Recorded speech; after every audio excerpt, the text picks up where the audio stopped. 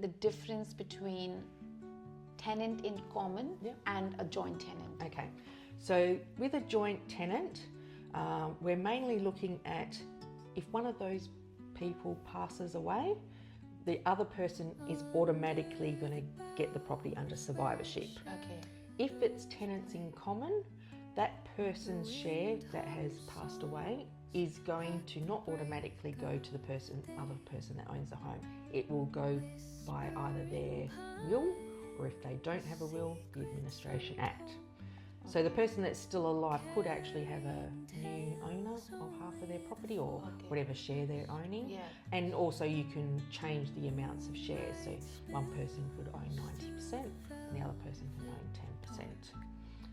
And that sort of things for like finance or capital gains, and so it will all be done as per your So split. joint tenants are 50-50? Yes. Default. Yeah, And it's like you're owning the property jointly. Yes. You own it technically 50-50, but you own 100% of the home together. Yeah.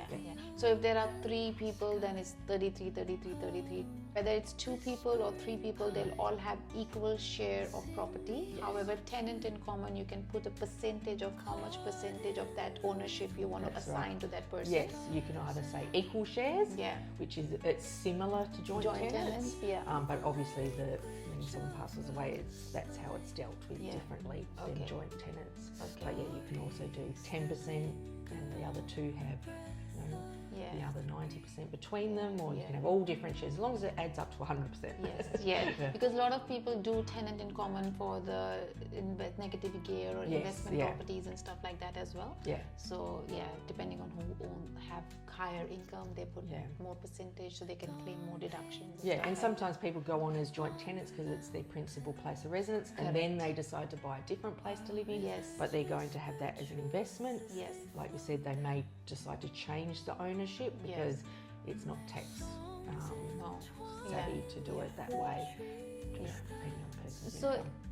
This is just coming to me now. So if somebody have a property as a joint tenant and then they change it to tenant in common after settlement, would the stamp duty will apply because the percentage is being changed? So technically, if there's 2 people and you're joint tenants and you're then tenants in common in equal shares, there is no change of tenancy.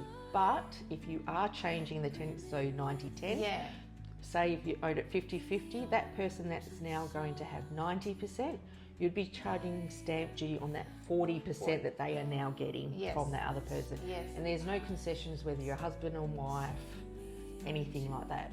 It's like you're selling the property basically. Your share, And to do that, they do need to go through a settlement agent? Yes. So most of the time you can sort of do it, but we don't recommend it because there's obviously all different rules and stuff. But yes, there's a transfer just as when you're selling. Wow. Okay, good. Perfect. Thank you so much. You're welcome. Thank you.